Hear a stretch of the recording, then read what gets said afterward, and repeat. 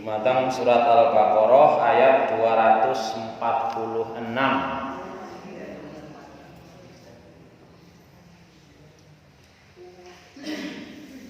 Niki jatuhipun mangke materine mandan panjang.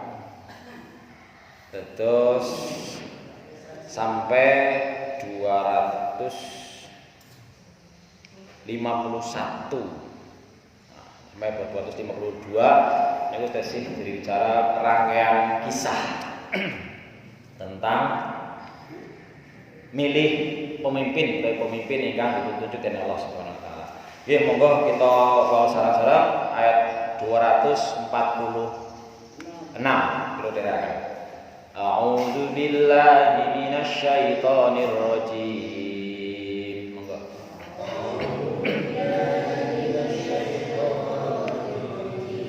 Bismillahirrahmanirrahim.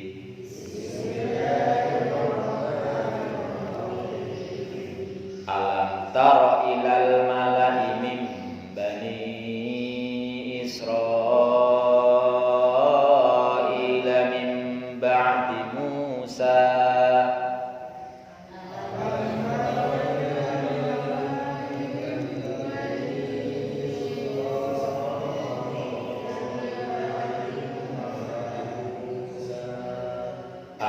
tara ilal mala'i min bani Israil min ba'di Musa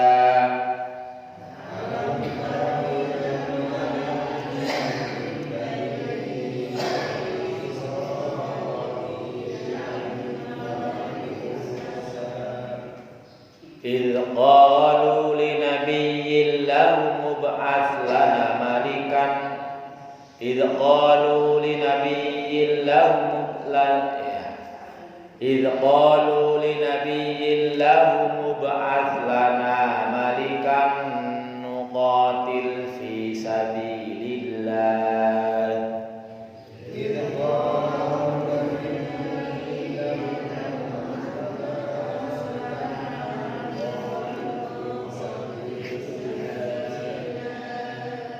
qalu linabiyyin lahum mub'ats lana malikan nuqatil fi sabilillah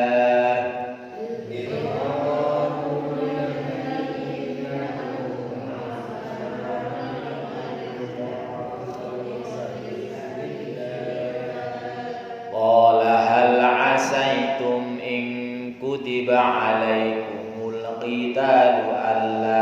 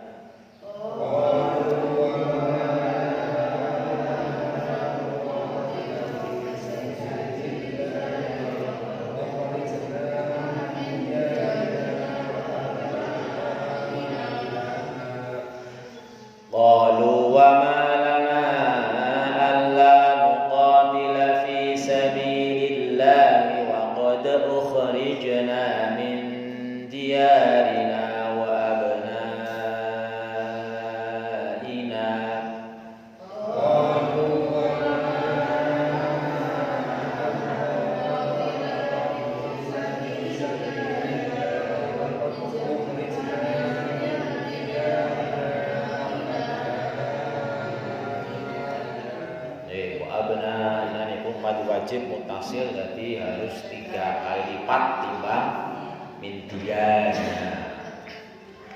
Falamma kutiba alaihimul qitalu tawallaw illa illa qalilan minhum.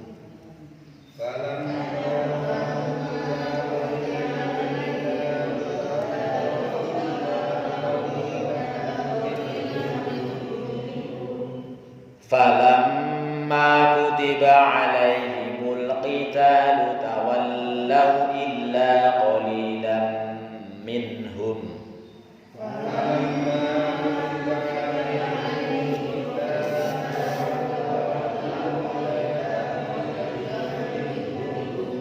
Wallahu alimun bil zalimin.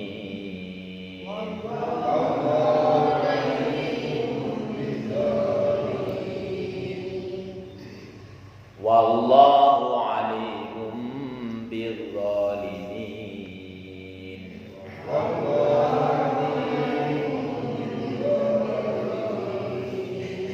Wa qala lahum nabiyuhum inna Allaha qad ba'atha lakum Taluta malika.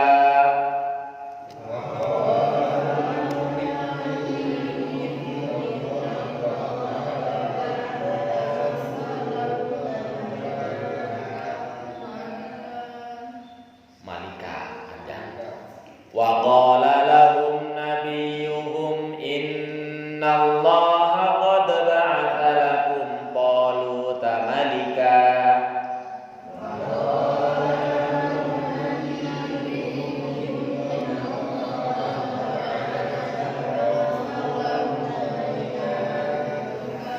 Qalu anna yakunu lahul mulku alaina wa nahnu ahaqqu bil mulk.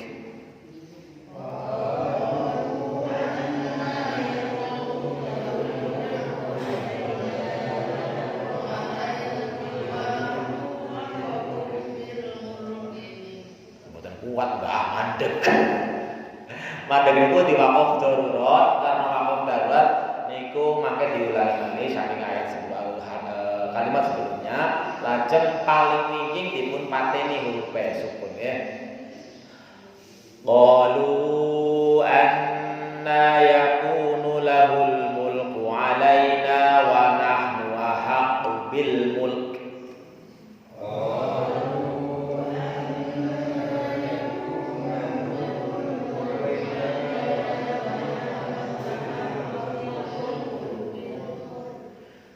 Wa nahnu ahaqqu bil mulki minhu wa lam yu'ta sa'atan minal mal.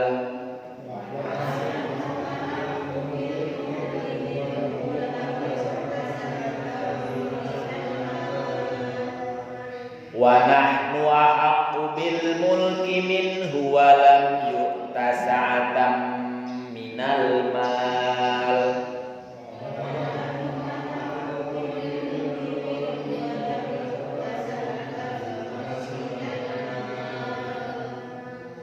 Qala inna Allaha astafahu alaikum wa zadahu basṭatan fil ilmi wal jism.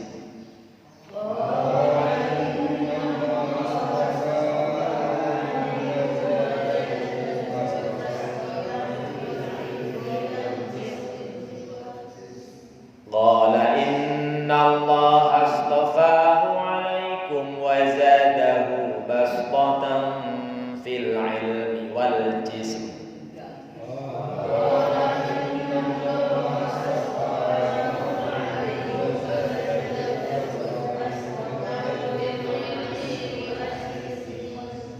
Wallahu yu'ti mulkahu man yasha.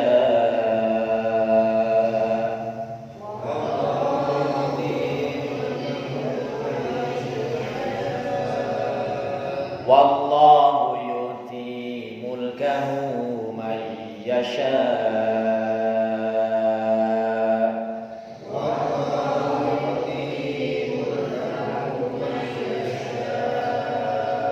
Wallahu wasi'un alim.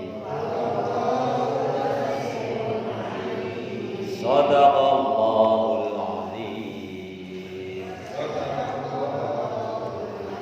Bismillahirrahmanirrahim. Kita bahas kandunganipun. Alam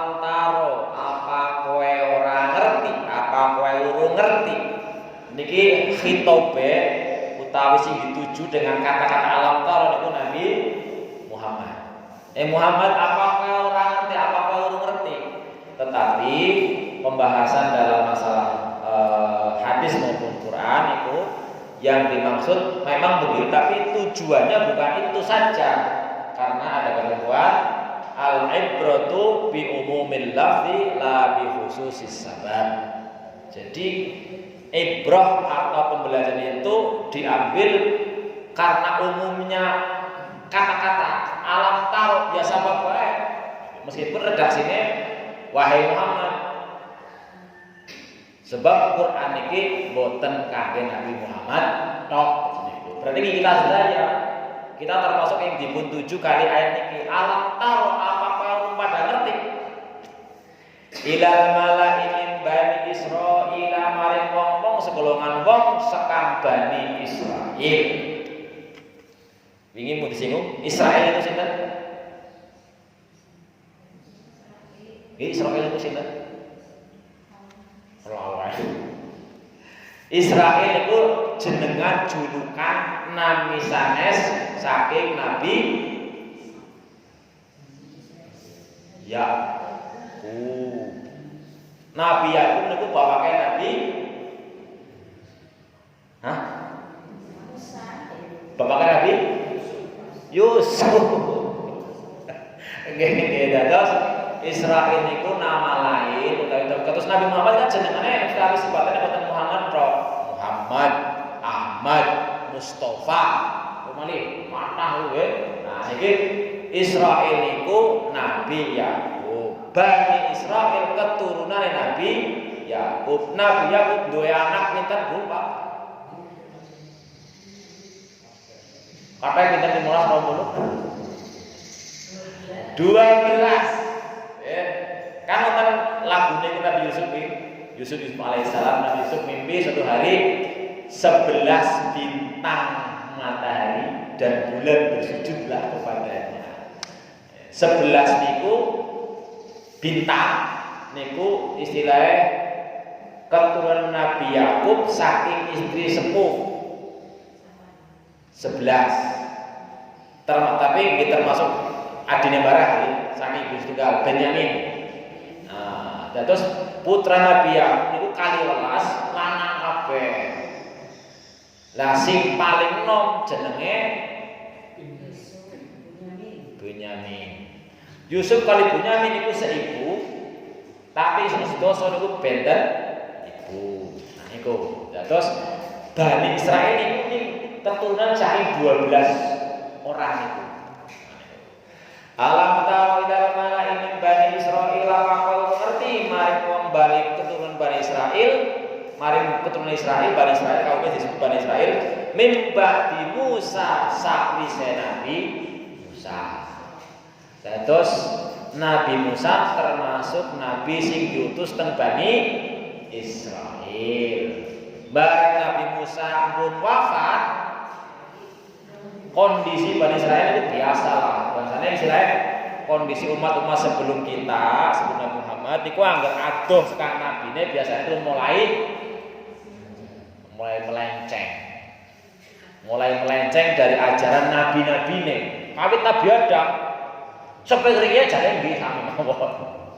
Barato kali nabine pada melenceng saking mulangane nabine. Lah teng ayat sanes ana ngendikan angger wong kowe ora gelem cekelan, ora gelem ngamalaken, malah memaling ngamalaken, yakin be ora. Mari ulangane nabi-nabi ning wis mesti uripe bakal hina, bakal kangelan. Duribas alaihimud dillatu aina ma tuqifu, bakal dikenakan maring mereka kehinaan, kerendahan nang ndi bae. Oh, nang Arab, nang Eropa, nang Indonesia. Illa bihablin minallah wa hablin minannas. Caranya yang mereka orang pengen hina ya ceklan sing kenceng. Ning kadang-kadang umat termasuk kita kadang-kadang malah boten pati yakin. Boro-boro cekelan yakin ora. Nggih, Mbok. Ngakune ta yakin tapi prakteknya boten yakin. Contohnya niku gelas semua. Angger umat Tanjung Sari yakin kabeh kali hadis Rasulullah kali Quran itu supaya kabeh terus semua. Berarti kan betul percaya yakin lah, apa iya apa ora lah. Nah ini umat Bani Israil juga begitu. Setelah jauh dari nabinya makin melenceng, makin akhirnya terhinakan di bangsa lain, diserang, dijajah oleh bangsa lain. Tapi ya di antara tiang-tiang sing carane melenceng itu tetap tes wonten sing sae, sing taat, sing beriman, sing mantap. Lah niki dados niki nek panjenengan mangke badhe memperdalam kisah cerita niki judulnya niku wonten sing berseri wonten sing sekaligus jadi tentang mangke cerita Jalut dan Tolut niku judulnya. Kisah Jalut dan Tolut dan Al-Qur'an. Mangke kan wonten kata Tolut ten mriki. Kulo kita bahasanya terjemahane nggih. Apa kowe pada ngerti maring wong keturunan Bani Israil sing sawise Nabi Musa id qalu li nabiyyin lahum aslana malika nalika mereka pada ngucap pada ngomong maring nabine. Nah, jenenge nabi sinten mangke? Ib'ats lana malikan muqatil fi sabilillah. Krono Bani Israil pun terdesak, pun terhinakan, pun dijajah bangsa lain. Dur wonten tiyang sing diyakini sebagai nabi di situ. Kanjeng Nabi tulunglah panjenengan ngutus kangge kita niku pengen bagaimana merdeka. Atau Indonesia dijajah Belanda 350 tahun, Jepang sekian tahun, kepengen merdeka, Bos. Utuslah kepada kami seorang raja untuk memimpin kami perang melawan mereka, memerdekakan bangsa ini. Perang fi sabilillah. Maka kemarin ada pertanyaan dari Deddy Corbuzier kepada Luhut Binsar Panjaitan. Apa tidak mungkin Indonesia dijajah secara militer oleh bangsa lain? Angel lah kemungkinan itu. Bok min Indonesia kelakon perang karo timur berapa puluh tahun. Boy orang menang lah. Istilahnya perang yang menjajah bangsa dengan kekuatan senjata sekarang itu agak sulit. Itu. Tapi ya dijajah dengan ekonomi dan teknologi. Iya jelas. Ini. Nah, berperang memerdekakan bangsanya tersebut disebut di ayat ini adalah untuk Bani Israil termasuk perang fi sabilillah. Qala hal asaitum, si Nabi menjawab, hal asaitum in kutiba alaikumul qitalu alla tuqatilu. Lah basane kok ngger kowe di wajibna perang dari ora gelem. Ngomongnya ta iya, yo ngasuk lah melu semangat gitu pelaksanaan rek gitu niku. Ada dari dulu seperti itu. Lalu mereka menjawab hal qalu wa ma lana alla nuqatila fi sabilillah wa qad ukhrijna min diyarina wa abnaina. Mereka menjawab, "Lah bagaimana kita enggak mau perang di jalan Allah? Wong kondisi kita udah terusir dari rumah dan anak-anak kita. Kita dijajah, terhilang pokoknya perang itu, Bang. Yang namanya orang perang kan semangatnya luar biasa, apalagi prinsipnya yang jenenge perang di jalan Allah, mati syahid, hidup mulia. Aish kariman aumut syahidan itu harusnya menjadi prinsip semangat umat manusia, umat Islam, umat yang beragama, umat yang bertakwa. Aish kariman, hiduplah dengan mulia, atau nek ora bisa hidup mulia yang mending mati syahid. Itu orang yang perang semangatnya harusnya begitu. Itu jawaban Bani Israil. Ya jelas lah kita kepengen memerdekakan bangsa ini dijajah masa ora gelem perang kok ora wis pemimpin sing pasut niku. Falamma kutiba alaihimul qitalu tawallau illa qalilan minhum barang diwajibakan perang akhirnya ya wis nek kaya kowe iki kowe kabeh wajib perang. Dikirim jenderal perang. Tawallau illa qalilan minhum pada balen, pada berpaling, ngomongnya tok kecuali sedikit. Wallahu alim bidzalimin. Allah Maha mengetahui terhadap orang-orang yang zalim. Jadi orang-orang sing ngomong tok ya ora ternyata tidak dilaksanakan itu termasuk kategori zalim. Ayat selanjutnya, pakai ceritanya mandalaka pakai. Wa qala lahum nabiyuhum, banjur nabi mereka mengatakan, innallaha qad ba'atsa lakum taluta malika. Wis Gusti Allah siki wis ngirim kanggo pemimpinmu jenengane Tolut. Nah niku. sebagai raja pemimpin monggo memimpin memerdekakan bangsa ini. Niku Talut niku ceritanya anaknya petani biasa. Qalu anna yakunu lahul mulku alaina wa nahnu haqqu bil mulki wa minhu wa lam yu'ta sa'atan minal mal. Loh. Dene Talut terus niku. Niki kan kita pada pilihan berapa nih? Pilihan lurah, seramai. Jajal guli sing milih sing kaya apa gitu. Niki kan zaman biyen terus niku. Loh, dene Talut kok dadi raja, dadi jenderal, dadi pemimpin. Lah kita golongan kita kan kelompok kita kan ada yang lebih tepat. Lah terus si sampah tahu krungu jenenge burung tahu kan begike. Sapa iki Talut? Oh, kaya Talut wong kanaring sugihan. Ramane petani tapi. Lah, petani. Walam yuta sa'atan minal mal. Duit dunya be ora, duwe harta be ora kok dadi pemimpin kepriwe sih kowe? Artinya sejak zaman dahulu orang menganggap bahwa sing layak dadi pimpinan itu wong sing sugih, gitu ya. Orang dianggap mulia di hadapan orang lain ketika hartanya banyak. Alah, orang kayak pinter kok, pinter anu orang di hartanya berarti itu pinter gue lah. Itu dari dulu sampai sekarang. Kemuliaan seorang di hadapan Allah dinilai dari harta benda tahtanya, tahta dan harta benda. Umumnya seperti itu. Padahal jelas-jelas bagi orang Islam, inna akramakum indallahi atqakum. Sing paling mulia di hadapan Allah, sing paling takwa senajan melarang.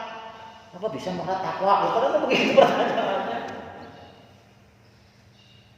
Terus nek sepriki awit jaman biyen ya mboten gumune nek anten tiyang sing menganggap bahwa sing layak dadi pemimpin, sing dipilih dadi lurah, sing dipilih gue sing aweh duit sing ditakek.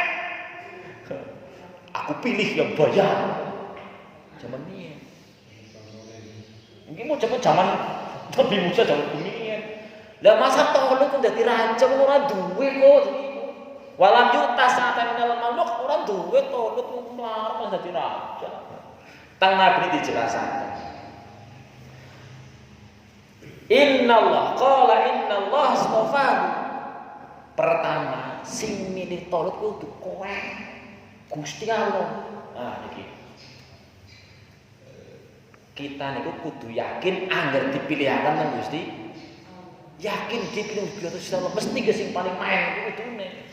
Sebab pun jelas-jelas wis pati-pati kadang-kadang doa istikharah ya Allah, kalau memang ini yang baik tolong dekatkan, tolong mantapkan. Kalau ini jelek tolong jauhkan. Bareng jadinya dene ora yakin. Inna ta'lamu wa la a'lamu ya Allah, qala maha mengetahui orang ngerti apa-apa. Gusti Allah sudah berbicara.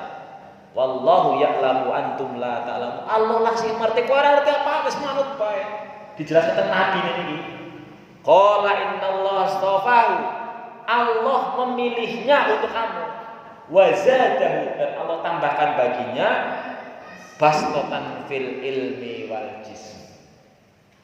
Kelebihan Talut memang Talut gue wong ora duwe tapi awake kuat. Wawasane luas.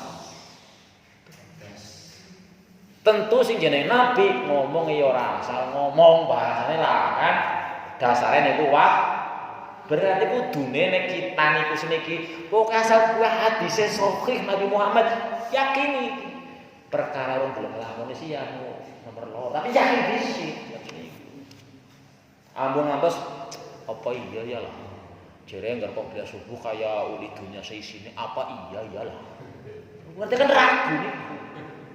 Untuk duit sih, ini mau gludak ya juta biar langsung.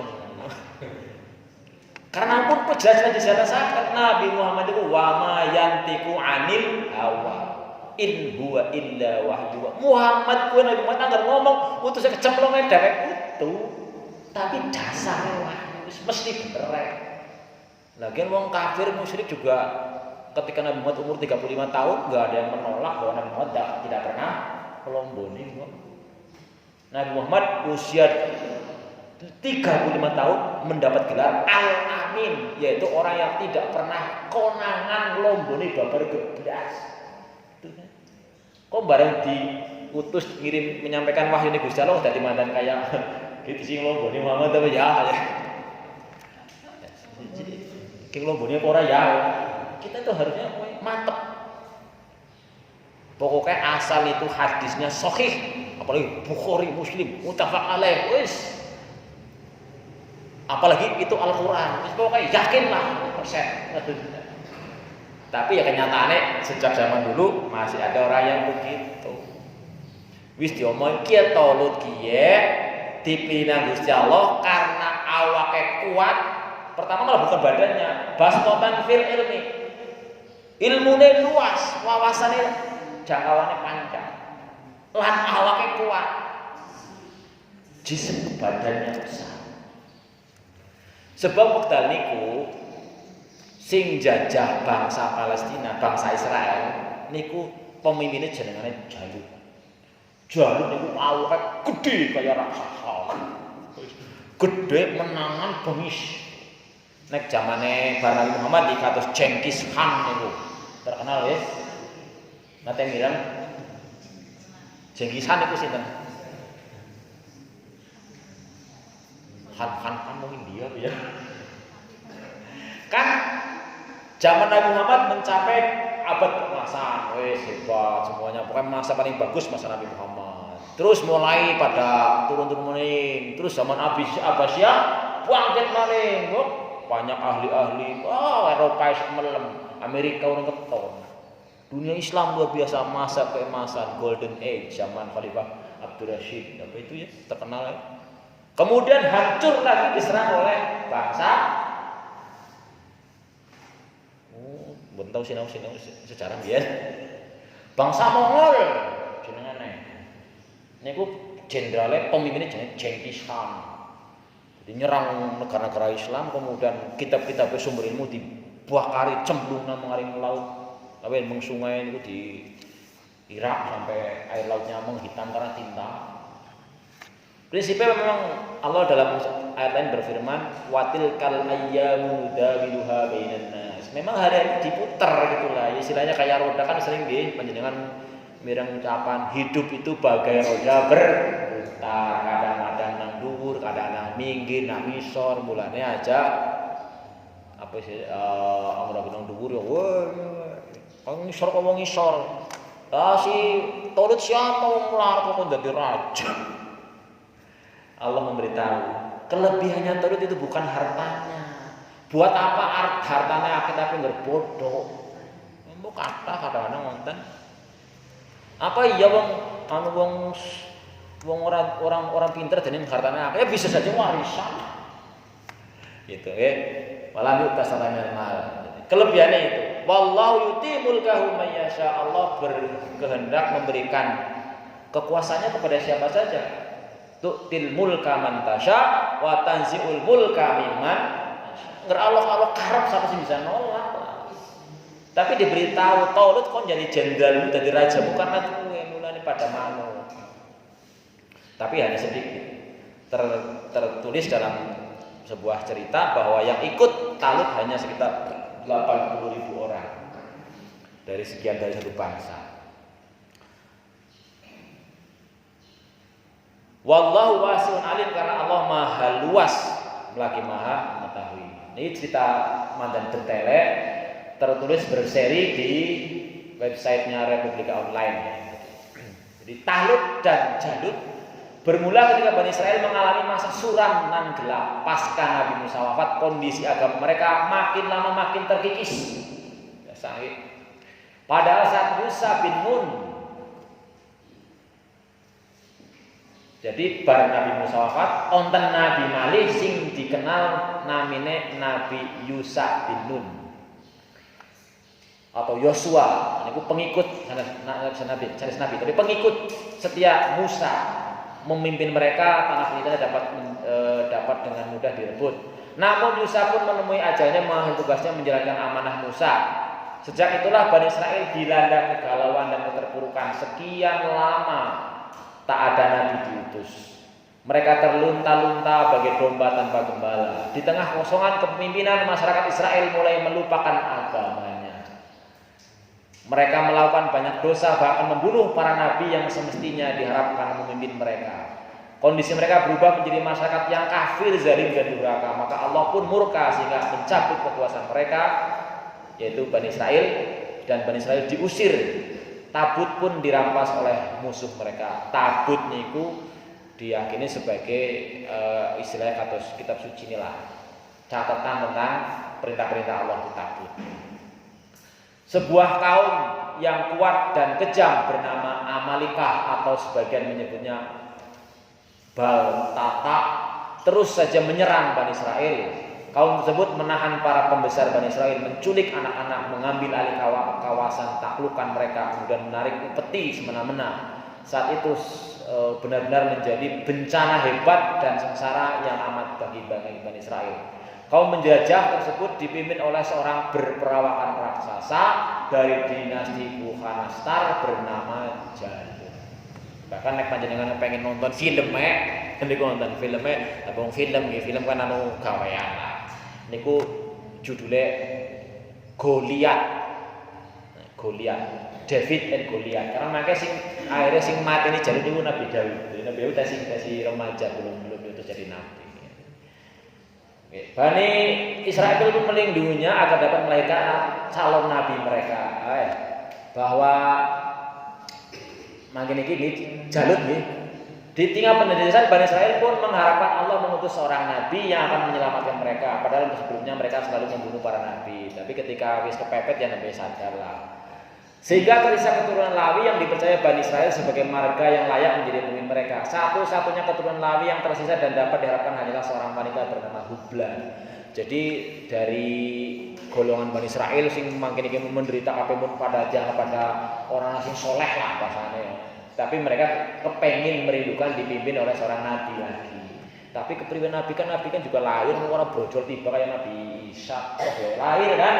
Nah, kira-kira sih bisa nurunakan Nabi Isa begitu. Jadi di kampung itu, di negara itu yang dianggap paling soleh itu seorang wanita. Wanita jenenge Hubla. Akhirnya si Hubla ini dijaga bagaimana supaya jangan sampai kemudian terkotori jiwanya, terkotori nafsu dan sebagainya. Semoga diharapkan moga-moga ngemben anggar Hubla duwe bojo terus bisa manak lainnya. Lagi. Bani Israel pun melindunginya agar dapat melahirkan anak calon nabi mereka. Hubla pun terus berdoa berdasar kehamilannya agar dapat memiliki seorang putra. Allah pun memenuhi doa sang wanita solihah.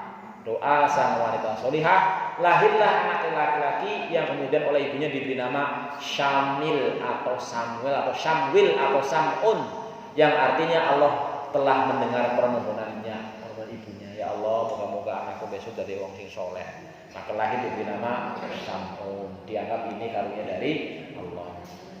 Samun inilah nabi yang disebut tentang ayat ini.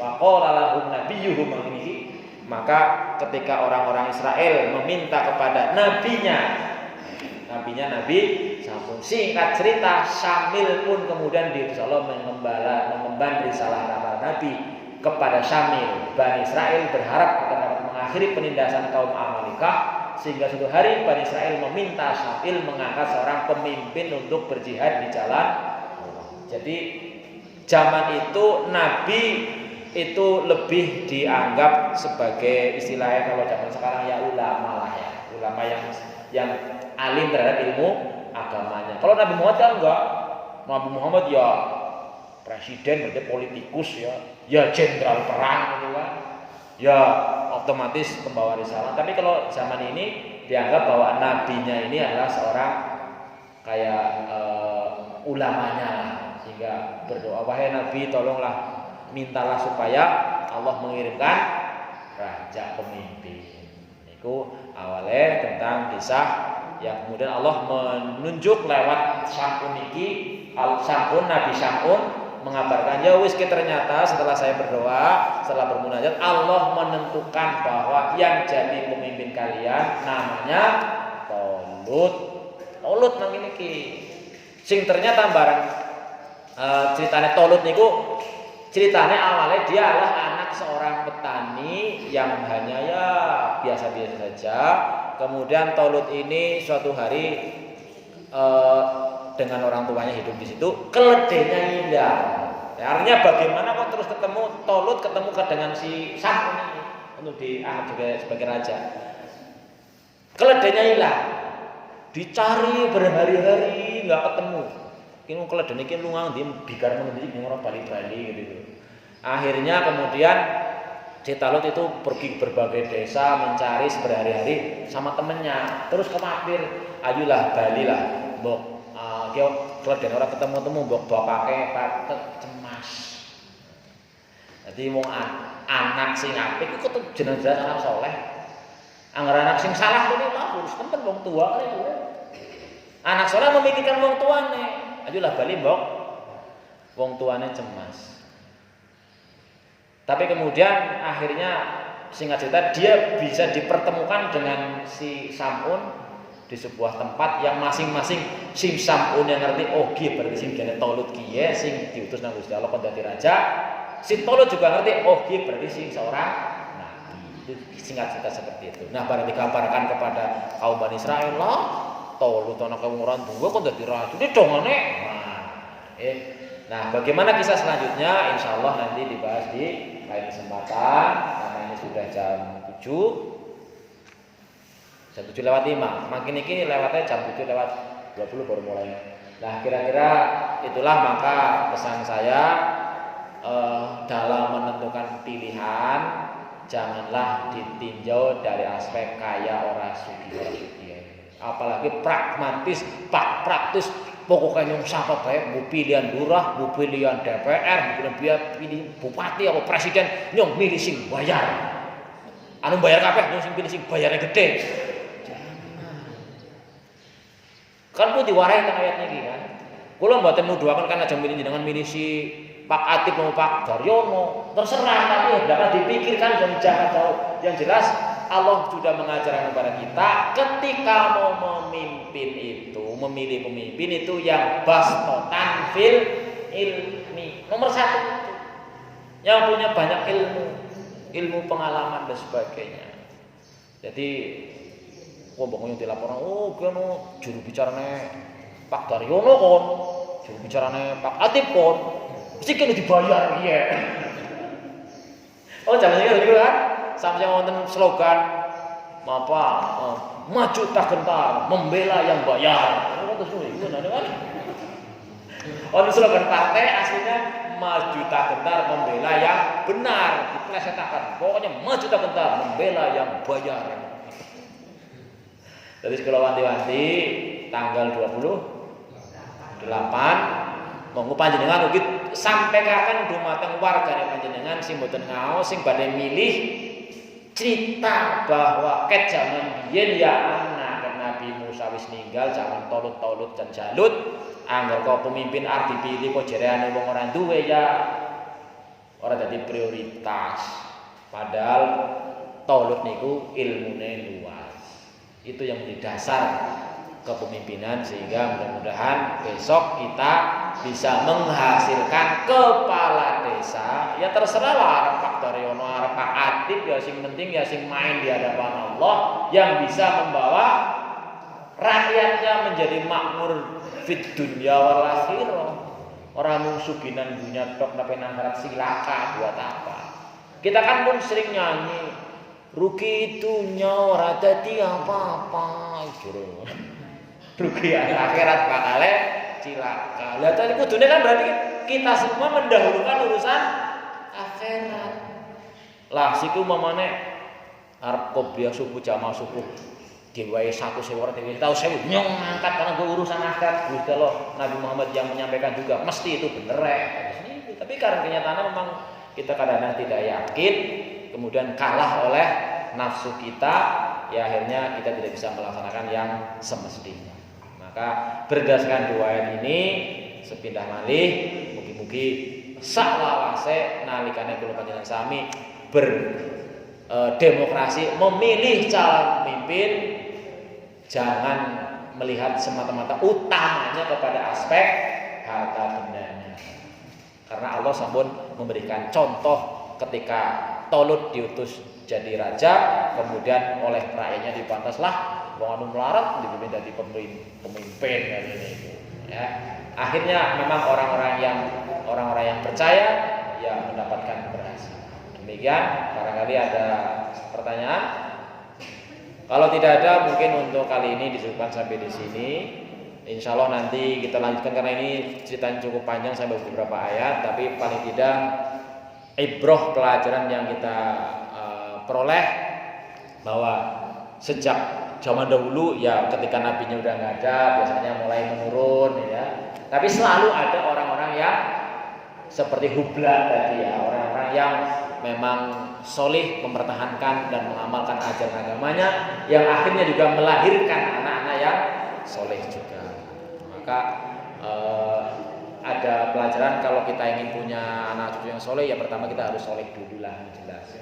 Kemudian dalam memilih pemimpin yang betul-betul dianalisis, diperhitungkan, dipertimbangkan aspek terutama ketaatannya kepada Allah serta keluasan ilmunya.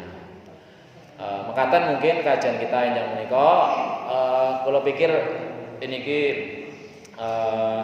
langsung mawon yang badhe tuwi badhe ndongaken Pak Sawin bar niki langsung nggih. Sebagian wae badhe mriko Pak Sawin. Kali gini ibu-ibu badhe ndarep dalem mriku sebelah bar niki ndongaken Pak Sawin teng daleme. Kula dherekaken langsung mawon bar niki. Pripun, Bu? Nggih mbok badan dereke mboten nggih mboten napa. Oh, atas nama niki Pak Sawin termasuk tiyang ingkang rajin jamaah utawi ngaos teng mriki. Kenjang kados kula iki mun wonten amanah nggih saking almarhumah Bu sinten? Kusyat. Bapak ibune Mas Santo. Bu Kusmiati nggih, antawis nggih kita gunakan sebagiannya kagem niku nggih kangge tuwi Pak Sawin. Saya kawula nyuwun pangapunten namun cekap semanten monggo kita akhiri kanthi doa majlis. Subhanakallahumma wa bihamdika asyhadu an la ilaha illa anta astaghfiruka wa atubu ilaik. Assalamualaikum warahmatullahi wabarakatuh.